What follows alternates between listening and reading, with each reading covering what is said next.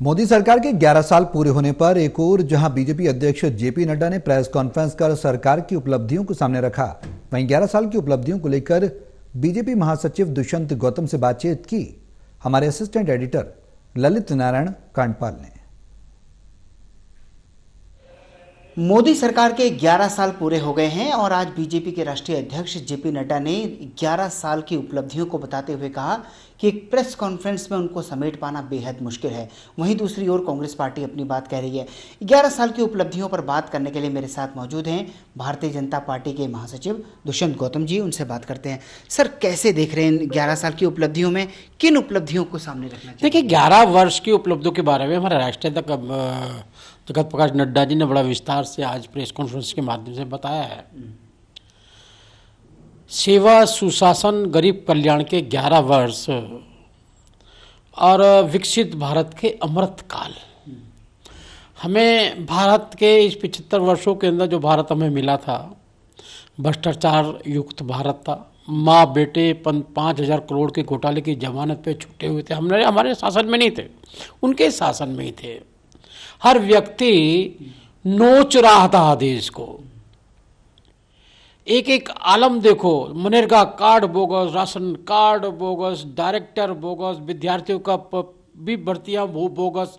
हर व्यक्ति हर जगह से नोच रहा था, जिसका उदाहरण कुछ राजीव गांधी जी ने दिया कि मैं 1 रुपया भेजता हूं तो 15 पैसे पहुंचते। 85% जो संसाधन गरीब के घर तक पहुंचना चाहिए तो वो नहीं पहुंच रहा। इसलिए पहले 5 वर्ष बड़ा गड्ढा भरने के अंदर आदरणीय मोदी जी को लगे, और उस गड्ढे को भरने के अंदर हमने किस प्रकार से स्वच्छ वातावरण दिया, स्वस्थ और सुरक्षित वातावरण दिया, किस प्रकार से हमने जो वहाँ से शुरू हुआ था संसाधनों पे पहला हक माइनॉरिटी का, हमने सबके साथ सबके विकास के साथ लेकर उसको चले, और गरीब के घर तक हमने 81 करोड़ लोगों को फ्री भोजन देने का काम किया। हमने 4 करोड़ लोगों को मकान देने का काम किया। हमने लोगों को गैस दी, लोगों को शौचालय दिए, सड़क, एयरपोर्ट, क्या क्या नहीं, चारों तरफ जहाँ उस गड्ढे को भरा और विकास की ओर भी बढ़े हम। वो भारत भी लोगों ने देखा है। यहाँ पर कहा गया कि राम पैदा ही नहीं हुए, राम नाम की कोई चीज़ ही नहीं है, और उसमें हमने राम मंदिर का निर्माण, राम सेतु पर भी सवाल खड़ा हुआ। और उसके बाद में 500 वर्ष की तपस्या हमारे बुजुर्गों की, उनको राम मंदिर मिला। उनको धारा 370 पे लोग बोला करते थे खून की नदियाँ बहेंगी, कोई झंडा उठाने वाला नहीं मिलेगा। आज उसका ही बेटा प्रधान और मुख्यमंत्री जम्मू कश्मीर का बोलता है कि मोदी जी जो अंग्रेज नहीं कर पाए वो आपने करके दिखाया है। कांग्रेस पार्टी तो कह रही है कि झूठे वायदों के 11 साल है ये। जयराम रमेश ने ट्वीट किया है बकायदा। नहीं, जयराम रमेश को देखना पूछना चाहिए। एक एंटनी की स्टेटमेंट है, 2012 की स्टेटमेंट है, हमारे पास हथियार खरीदने के लिए पैसे नहीं है। आज हम ब्रह्मोस बना रहे हैं और विश्व की मार्केट के अंदर खड़े हुए हैं। उनसे पूछना चाहिए, उनको पूछना चाहिए जो हमने 4 करोड़ मकान दिया, अपने लोगों को झुग्गी झोपड़ी में रखने के लिए मजबूर किया। आपके काल में अगर कोरोना काल आता तो आपने पोलियोड्रॉप आने में कितने वर्ष लगे, कोरोना की वैक्सीन आने में उतने वर्ष लग जाते, तो देश की क्या हालत होती। देश के प्रधानमंत्री ने देश के गौरव को बढ़ाने का काम किया है।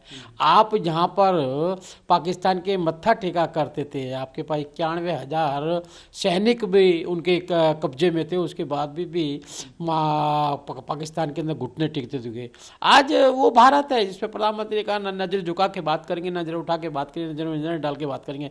अगर कोई आंख उठा के बात करेगा उसको जवाब ऐसा देंगे जो ऑपरेशन सिंदूर के माध्यम से दिया गया है कि जिसको आज पाकिस्तान घुटनों के बल आ गया है, जो बार बार धमकियां दे कहता है न्यूक्लियर भी उसके रखे हुए रह गए।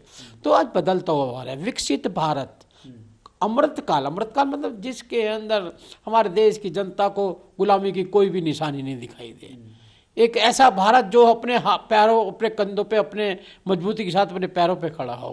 एक ऐसा भारत जो 10वीं अर्थव्यवस्था में दिया था, उसको पूछो जयराम रमेश को, 10वीं अर्थव्यवस्था में आज 5वीं से 4थी अर्थव्यवस्था में आ गया है, 3री अर्थव्यवस्था की ओर बढ़ रहा है।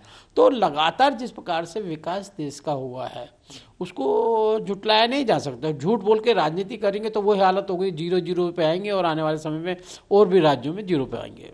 हमसे बात करने के लिए बहुत बहुत शुक्रिया।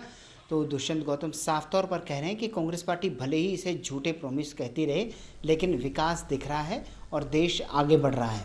कैमरा पर्सन मुकेश के साथ ललित नारायण कांडपाल, टोटल न्यूज़, दिल्ली।